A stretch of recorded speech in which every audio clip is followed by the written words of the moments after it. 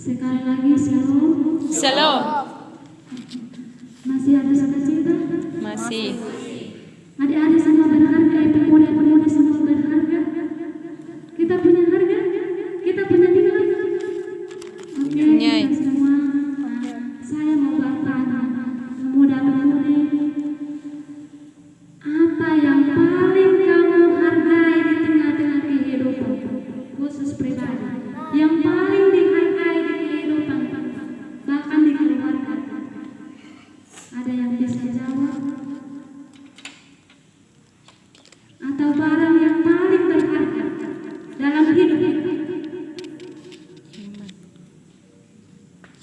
yang paling kita sukai? Misalnya bagi saya, orang tua saya adalah kebanggaan saya.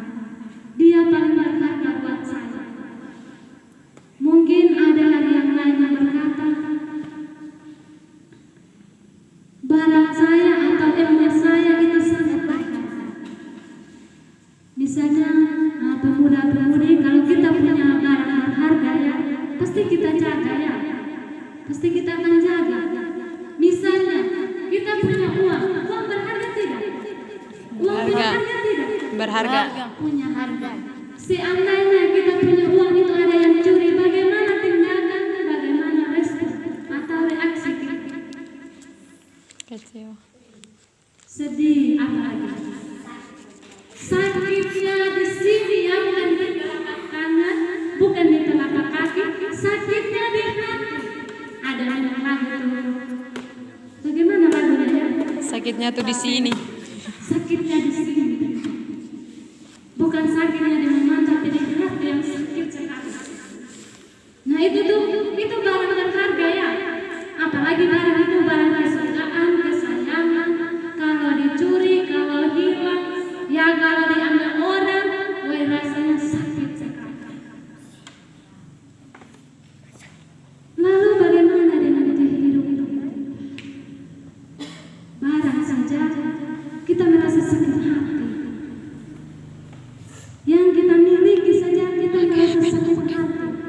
Lalu bagaimana dengan diri kita? Bagaimana dengan keadaan kita? Apakah hidup kita punya harga, punya nilai? Secara manusia mungkin kita berpikir, iya, saya punya harga. Hidup saya punya nilai. Lalu dalam kehidupan kita, kalau memang kita punya nilai, kita punya harga, letakkan kepada siapa kehidupan kita. Apakah hidup kita hanya berharga di mata sesama kita? Apakah hidup kita hanya berharga di dalam perjalanan kita, dalam keadaan kita, dalam tugas kita, dalam tanggung jawab kita? Misalnya kalau kita berhasil, kita dikatakan, wih bagus sekali, itu perjuangan, itu sebuah penghargaan yang kita terima. Kalau kita berhasil, kita terima sebuah hadiah, kita bangga sekali, senang sekali. Lalu bagaimana kehidupan kita yang sederhana, khususnya kita sebagai orang percaya? Saya mau kasih contoh. Barang ini berguna tidak? Berguna tidak? Berguna. Sangat berguna sekali ya. Kalaupun tanpa barang ini, maka contohnya saja ini. Tanpa ini kita tidak bisa minum. Atau ada yang bisa minum pakai tangan? Ambil air. Ada? Tidak ada. Tentu kita butuhkan salah satu barang yang ini berguna. Sangat, apalagi kalau kita lihat gelas ini cantik sekali. Lalu diri kita juga seperti apa? Nah, dari berbagai pertanyaan yang ada, firman Tuhan juga mengajarkan kita saat ini untuk menjawab pertanyaan-pertanyaan itu dalam sebuah payung pena. Hidup berharga bagi Allah. Pemuda-pemudi yang dikasihi di dalam Tuhan kita Yesus Kristus, kalau hidup kita sangat berharga bagi Allah, sangat bernilai bagi Allah, sangat bermanfaat bagi Allah, sangat berguna bagi Allah, melebihi dari segalanya. Lalu apa yang kita lakukan?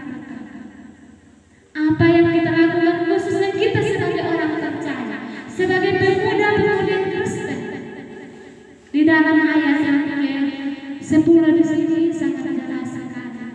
Yang dapat kita lakukan yang pertama adalah mencintai hidup.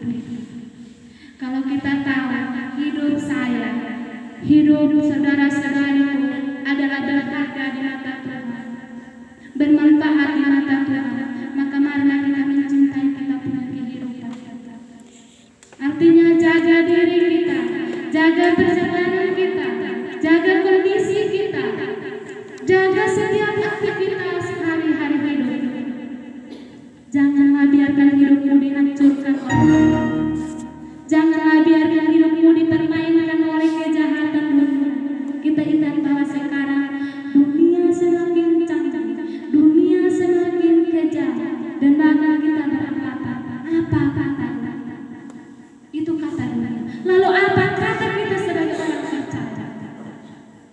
Akuilah diri kita bahwa kita berharga di mata Tuhan. Amin. Amin. Kita berharga di mata Tuhan. Berharga. Kita sangat berharga sekali. Justru karena kita berharga di mata Tuhan, maka saat ini kita ambil bagian datang bersimpuh dan bersekutu di hadapan. Kalau kita tidak berharga di mata Tuhan, maka kita tidak izinkan waktu kita yang dari kekauan sana untuk datang. Yang berikutnya, ketika kita berharga, kita cintai, kita punya kehidupan kita. Yang pastinya, apapun yang kita lakukan, tentu kita lakukan dengan penuh hati-hati. Orang yang mencintai hidupnya, dia tidak melakukan apa saja yang tidak sesuai. Saya mau kasih sebuah pertanyaan. Saudara-saudaraku, mungkin ketika kita pergi ke sebuah tempat, siapakah orang pertama yang paling memperingatkan kita? Misalnya kita pergi ke tempat yang jauh, dan apa kata pertama mereka? Siapa orang pertama yang bisa mengingatkan kita, dan kata pertama apa yang dia sampaikan dalam kehidupan kita?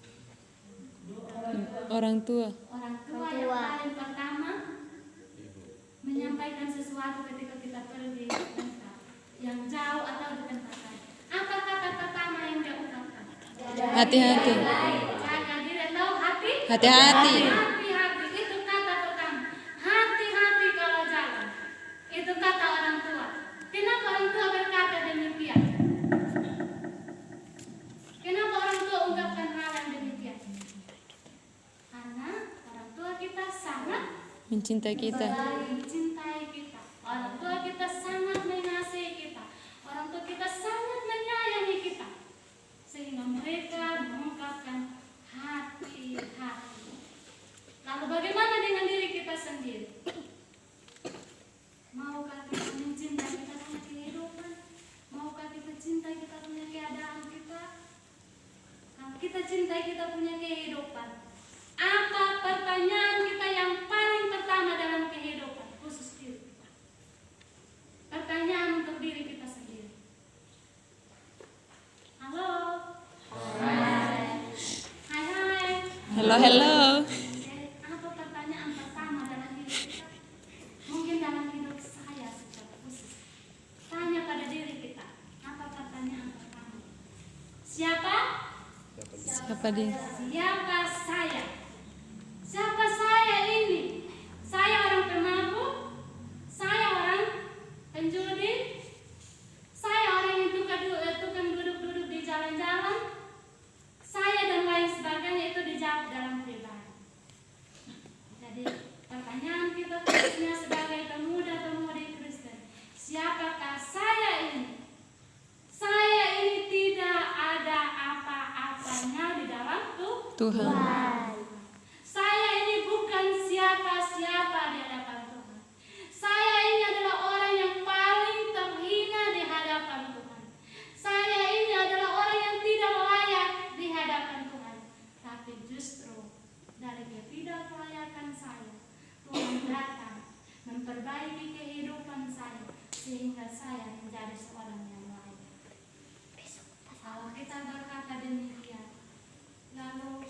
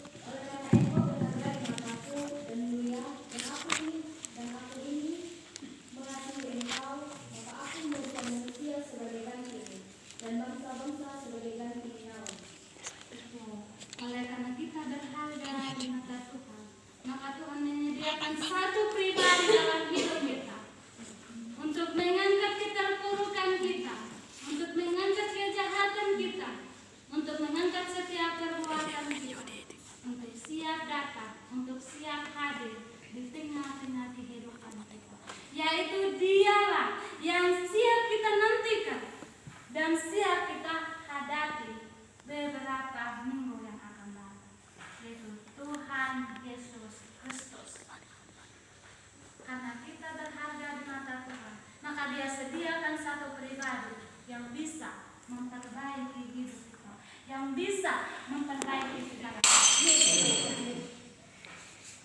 Saudara-saudara yang dikasihi di dalam Tuhan kita Yesus Kristus, semua tahu, semua melihat keadaan. Saya akan bertanya lagi. Gelas ini sudah hancur, sudah pecah. Siapa yang bisa memperbaiki? Siapa yang bisa memperbaiki yang seperti semula ketika saya pegang tadi? Ada? Tidak ada. Ada yang bisa memperbaiki? Tidak ada. Tidak ada satu orang pun yang bisa memperbaiki. Sekalipun di antara kita ada yang bisa memperbaiki itu, tidak seutuh seperti yang tadi sebelum gelas ini jatuh. Pemuda-pemudi yang dikasih dalam Tuhan kita Yesus Kristus. Sekalipun kita jatuh dan hancur, sekalipun kita jatuh dan pecah berkeping-keping seperti gelas ini, seperti sebuah barang ini yang awalnya sangat bermanfaat, sangat berguna dalam kehidupan kita, tapi sama sekali secara manusia kita tidak bisa memperbaiki itu. Tapi ada satu pribadi yang membuat kita utuh kembali, yang membuat kita memperbaiki kembali dari kehancuran kita, dari ketidakberdayaan kita, dari keterpurukan kita, dari kejatuhan kita. Bahkan kita sudah mati dalam dosa, sudah tidak bisa hidup lagi di dalam dosa.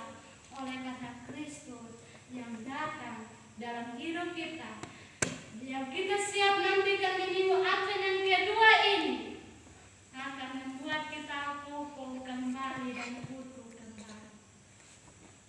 Kalau secara manusia kita sudah tidak bisa lagi kita perbaiki diri kita, karena kita sudah hancur, sudah hidup dalam dosa. Saya mau tanya, mati berdosa tidak? Berdosa. Marah berdosa tidak? Berdosa. Siapa yang tidak pernah mati? Ada? Tidak ada. Ya, pasti kita mati. Kita seperti sebuah barang ini. Kita sudah seperti sebuah barang ini. Saya pun yang berdiri sekarang, saya tidak bisa lagi memperbaiki. Bahkan semua yang ada di tempat ini tidak bisa lagi memperbaiki. Dan diri kita pun tidak bisa memperbaiki. Yang bisa memperbaiki hanya Tuhan Yesus. Maka selagi masih ada kesempatan, selagi masih ada waktu, jangan sia-siakan kesempatan itu. Gunakan itu dengan baik. Bukan untuk kesenangan secara dunia, bukan untuk kesenangan secara manusia, secara yang kelihatan, secara yang nyata. Tetapi jadikan kesempatan ini, jadikanlah hidupmu yang sangat berharga ini, yang sangat berarti ini, yang sangat berguna ini, untuk hormat dan kemuliaan bagi nama Tuhan. Yang berikutnya, ketika kita dikatakan hidup kita berharga di mata Tuhan, yang dapat kita lakukan yang kedua adalah harus menjaga Lidah. lidah kita. Lidah bagaikan api yang sangat mematikan, bagaikan api yang sangat membunuh, bagaikan api yang sangat menghanguskan, bagaikan api yang sangat memusnahkan bagi orang yang tidak menggunakannya pada kursi yang tepat. Tapi bagi kita sebagai pemuda-pemudi Kristen, sebagai orang Kristen, sebagai anak Tuhan, lidah itu digunakan untuk hormat dan kemuliaan. Lidah itu kita jaga dengan baik, kita perhatikan dengan baik. Jadi kadang-kadang kita berkata, hei sekali-sekali, tidak apa-apa. Itu kan salah omong, tidak jadi masalah. Nanti pergi gereja berdoa, amin habis. Nanti buat lagi, nanti ada masalah, mati lagi. Mungkin satu orang dia beromong satu kata, kita sudah seribu kata. Itu yang paling terjadi. Dan kadang juga terciptanya sebuah permusuhan, terciptanya sebuah masalah, terciptanya sebuah persoalan. Itu berawal dari apa? Dari Lidah. lidah. Kalau ada masalah di lidah, bahasa, katakan itu dari lidah, semua keluarnya dari lidah. Jadi bagaimana saat ini firman Tuhan mengajarkan kita harus menjaga lidah kita terhadap hal-hal yang Jahat. hari-hari kemarin sepanjang tahun yang kita jalani, yang sudah kita lewati, Jika ada kata-kata kita melalui lidah kita, ada ungkapan-ungkapan kita melalui lidah kita, melalui kesempatan ini, firman Tuhan mengajarkan kita, jika engkau, jika saya adalah orang yang berharga di mata Tuhan, orang yang berguna di mata Tuhan, rubahlah itu, jauhkanlah yang tidak baik, perhatikanlah hidupmu, arahkanlah lidahmu hanya untuk memuji dan mempermuliakan nama Tuhan.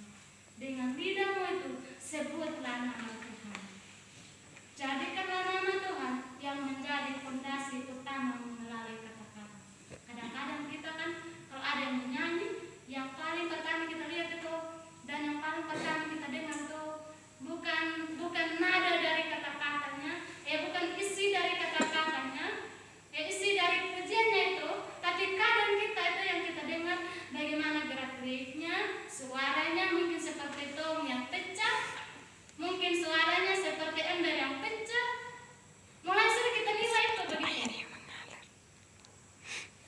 Tapi coba kita perhatikan, kalau ketika ada sebuah pujian, kata-kata lah yang kita ketik. Sejelek apapun pujiannya, kata-kata yang kita ketik. Dan bahkan dalam pribadi kita kadang bilang, saya tidak tahu menyanyi. Saya tidak tahu memang menyanyi bagaimana. Saya punya suara, saya tidak bagus. Jelek saya punya suara. Saya tidak mau menyanyi. Coba kalau bukan menyanyi lagu rohani, dia punya suara paling penting, paling bagus, paling mentah. Tapi kalau mau menyanyi lagu rohani, mungkin saya angkat kaki. Kalau menyanyi lagu lain-lain, saya angkat tangan nomor 1. Lalu bagaimana kita sebagai pemuda-pemudi Kristen? Utamakanlah dirimu untuk memuji dan mempermuliakan Tuhan melalui lidahmu, dan perhatikanlah setiap keputusan kita melalui kata-kata kita, sehingga hari-hari hidup kita sangat bermakna, sangat berguna, sangat berarti, baik di dalam kehidupan kita, dalam perjalanan kita, bahkan dalam setiap tugas dan tanggung jawab. Yang berikutnya, jauhi yang jahat. Jauhi yang jahat artinya, terkadang kita kan pemuda-pemudi ini ikut dalam pergaulan-pergaulan bebas ya.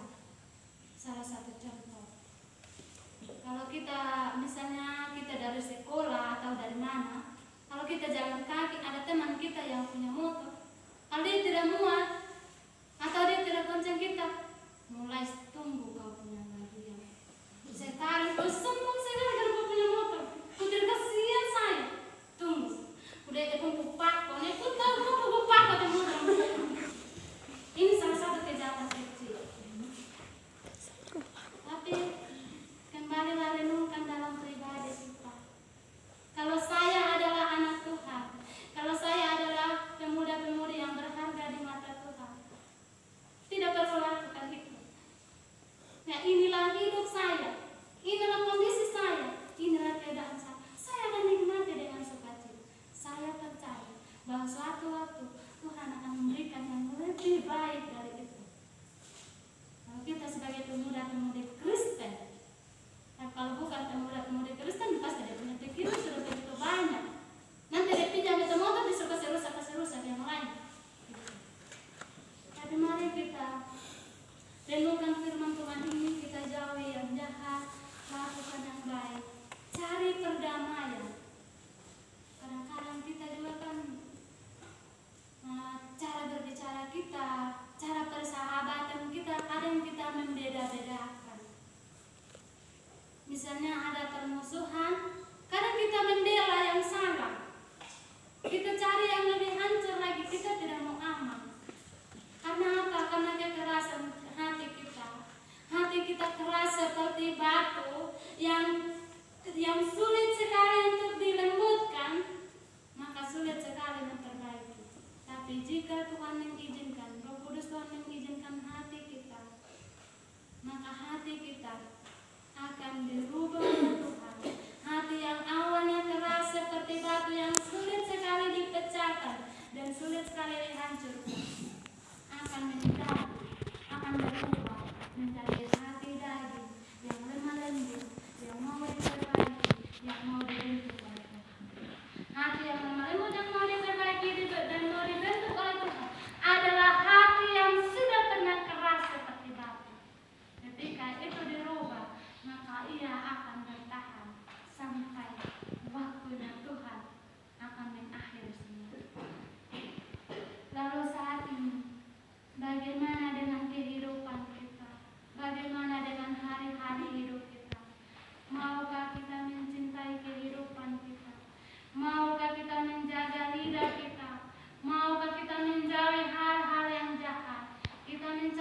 kedamaian di kesempatan yang masih ada ini, karena tidak lama lagi Tuhan akan datang membawa sukacita, membawa damai sejahtera, membawa pengasihannya, membawa kemurahan dan kasih sayang di tengah-tengah kehidupan saya dan saudara-saudara.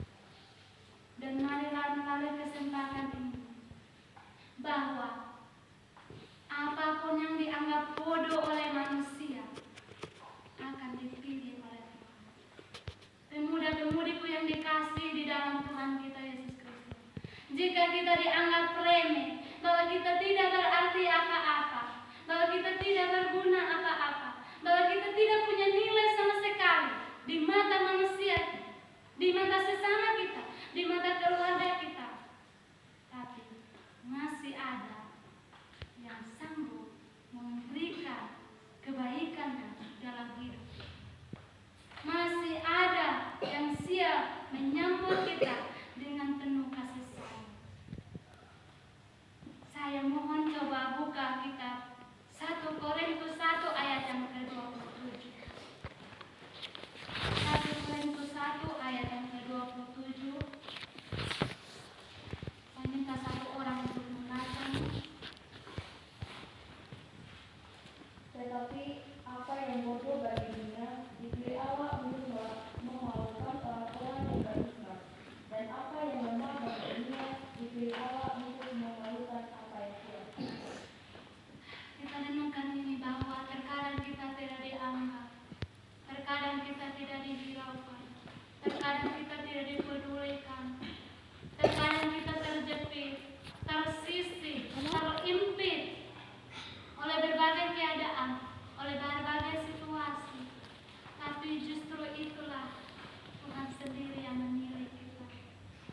Bagi pemuda-pemudi ada di tempat ini, datang di tempat ini, ambil bagian di tempat ini, bukan karena saya yang memanggilnya, bukan karena saya yang menyuruh datang, tapi karena Tuhan yang mengetuk pintu hatimu, karena Tuhan yang memilih waktumu, memilih hidupmu, memilih kesempatanmu untuk datang bersekutu di tempat ini.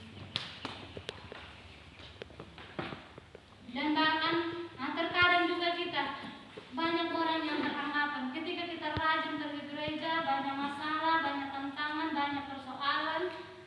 Terkadang ada orang yang mengatakan, percuma sudah pergi gereja, rajin juga pergi gereja, totonya dia hidup begini, masalah begini, tak henti-hentinya masalah. Kadang pribadi kita bertanya, saya semakin rajin pergi gereja, semakin banyak masalah. Ingat bahwa Tuhan sedang membentuk hidup kita, mengasah hidup kita. Kita tahu, kita percaya bahwa seperti gelas yang pecah ini bukan mulus seperti ini, yang pasti awalnya dia akan membutuhkan yang namanya asap. Dia akan membutuhkan yang namanya pembakaran, peleburan. Kalau kita mungkin barang ini dari tanah liat, dan kita sebenarnya dari tanah liat, atau apakah ada antara kita yang dari monyet? Seperti para Aristoteles mengatakan manusia itu diciptakan dari monyet atau lahir dari monyet. Ada di antara kita? Yang pastinya sesuai firman Tuhan, sesuai Kejadian mengatakan bahwa manusia diciptakan oleh Allah dari debu tanah. Dari Kejadian 2 dia sangat jelas sekali di situ. Kita diciptakan menurut gambar dan rupa Allah. Jadi kita dari debu tanah yang dihembuskan oleh Allah sehingga kita jadi manusia yang segambar dan serupa dengan Dia. Lalu barang ini juga dari tanah juga dibuatnya sehingga dia harus dibakar dan dia harus menerima sebuah siksaan, dia harus menerima sebuah penderitaan. Akhirnya dia sangat unik, sangat indah, sangat menarik, dan bahkan kita pun yang melihatnya kita sangat menyukai sekali. Apalagi kehidupan kita. Kehidupan kita, Tuhan bentuk masing-masing pribadi kita begitu indah, begitu berharga, begitu mulia di hadapan. Jadi kalau manusia dianggap remeh kita, manusia tidak mempedulikan kita, tapi masih ada Tuhan yang menyambut pribadi kita. Jangan kecewa, jangan menyerah, jangan putus asa. Yakin bahwa Tuhan yang menciptakanmu adalah Tuhan yang sedia memperbaiki hidupmu, bahwa Tuhan yang menciptakanmu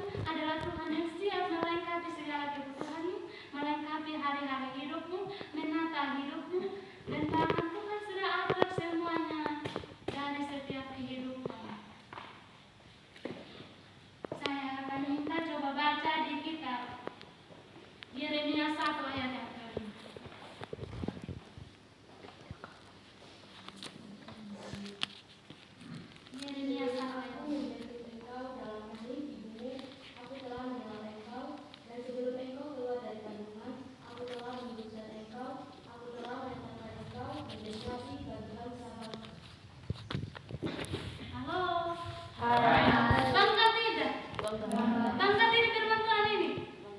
Sebelum aku membentuk engkau dari dalam kandungan rahim, aku telah mengenal engkau. Jadi tidak ada yang perlu dikhawatirkan. Tuhan sudah atur kita punya kehidupan. Cumanya Tuhan dia tidak menyampaikan memang akhir dari kehidupan kita. Karena apa?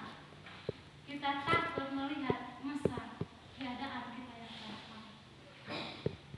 Jadi mengapa kalau di firman Tuhan dia mengatakan bahwa sebelum aku membentuk engkau dari kandungan rahim ibu, aku sudah mengenal engkau, aku sudah mengenal engkau sebagai nabi bagi bangsa-bangsa. Berarti semua kita ini orang berhasil. Semua kita ini sudah disediakan yang terbaik untuk Tuhan. Lalu mengapa banyak orang yang hancur? Lalu mengapa dalam pribadinya banyak orang yang gagal? Tidak mencapai sebuah harapan, tidak mencapai sebuah impian, tidak mencapai sebuah keberhasilan, sebuah keinginan. Tidak ada jawaban dari apa yang dirindukan, tidak ada jawaban dari apa yang diharapkan. Itu bukan karena salah Tuhan. Karena apa? Dalam pribadi kita, terkadang kita menyalahkan Tuhan. Kembali lihat dalam pribadi kita. Jangan salahkan Tuhan. Di sini sangat jelas sekali. Tuhan sudah menetapkan setiap pribadi lepas pribadi di posisi yang tepat, posisi yang baik, yang pasti rencana Tuhan akan indah pada waktu ini. Kalau kegagalan itu terjadi bukan karena Tuhan, tapi karena diri kita sendiri. Perbaiki hidup kita, perbaiki diri kita. Jadilah orang yang paling berharga di mata Tuhan. Jadilah orang yang paling sukses di mata Tuhan. Dan raihlah sebuah kesuksesan bersama dengan Tuhan. Ciptakan impianmu itu, ciptakan cita-citamu itu bukan dengan berjalan sendiri, tapi ciptakan itu untuk berjalan bersama dengan Tuhan. Yakinlah, awal dari deritamu engkau akan temukan sukacita yang terbesar. Awal dari persoalanmu, awal dari tantanganmu, awal dari masalahmu, awal dari keputusasaanmu, kekecewaanmu, ketidaksanggupanmu, Tuhan akan memberikan yang terindah. Di depan matamu akan tersedia hal yang sangat bagus. Dan marilah melalui firman Tuhan ini, melalui kesempatan ini, peliharalah hidup kita, peliharalah diri kita, bahwa diri kita adalah mulia, berharga, sempurna, dan disempurnakan oleh Tuhan. Gunakanlah kesempatan yang ada, karena kesempatan itu tidak akan datang kedua kali. Karena banyak orang, banyak anak muda yang mengatakan bahwa masa muda itu adalah masa apa? Biasa kita katakan masa muda itu masa muda itu masa paling baik. Masa muda itu adalah tahap terindah buat saya. Terserah saya mau melakukan apa, terserah saya.